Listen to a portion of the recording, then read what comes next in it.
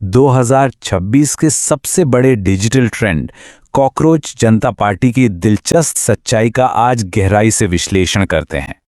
चलिए सीधे मुद्दे पे आते हैं। आखिर एक साधारण सा कॉकरोच इतना बड़ा राजनीतिक ट्रेंड कैसे बन गया? ध्यान रहे, ये कोई असली पार्टी नहीं है। ये सिर्फ युवाओं के गुस्से को दर्शाने वाला एक डिजिटल मूवमेंट है। देखते हैं ये कैसे फैला। एक छोटा सा ऑनलाइन विवाद जल्द ही एक बहुत बड़ी डिजिटल आंधी बन गया। इसके वायरल होने के पीछे मजेदार मीम्स, जेन ज़ी का डार्क ह्यूमर और सटीक राजनीतिक व्यंग्य सबसे बड़े कारण थे। इस कंटेंट ने लाखों युवाओं की पढ़ाई, नौकरी और रोजमर्रा के संघर्षों के साथ एकदम सीधा और गहरा जुड़ाव बनाया। जेन ज़ी की इंटरनेट भाषा और ट्रेंडिंग टेम्पलेट्स का सही इस्तेमाल ही इस भारी सफलता का सबसे बड़ा राज था। बिना किसी राजनीतिक पक्षपात के इस आंदोलन ने बेहद मजेदार अंदाज में पूरे सिस्टम की कमियों को उजागर किया।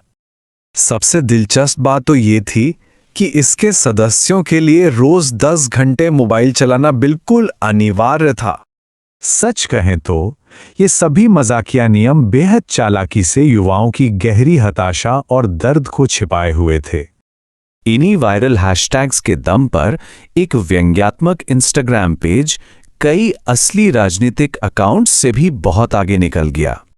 लेकिन मीम से परे एक बड़ा सवाल है, आखिर कॉकरोच जैसे नापसंद कीड़े को ही अपना प्रतीक क्यों चुना गया? तो अहम बात यह है कि कॉकरोच का हर बदतर हालात में जिंदा बच जाना एक बेहद शक्तिशाली प्रतीक है। हम भी हर मुश्किल में सर्वाइव करेंगे। ये सीधे तौर पर युवाओं के संघर्ष और उनके जज्बे का प्रतीक है। हर मजेदार मीम के पीछे सच्ची हताशा थी, जो बहरे हो चुके सिस्टम से सुने जाने की एक मांग थी।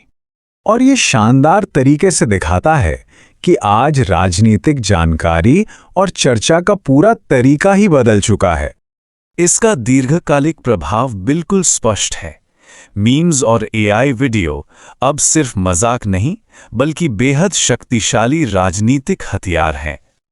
आज की युवा पीढ़ी डिजिटल मनोरंजन का इस्तेमाल करके अपनी राजनीतिक भागीदारी की पूरी परिभाषा को ही बदल रही है। एक साधारण मजाक से शुरू होकर ये आंदोलन गंभीर युवा मुद्दों पर देशव्यापी चर्चा का मुख्य केंद्र बन गया।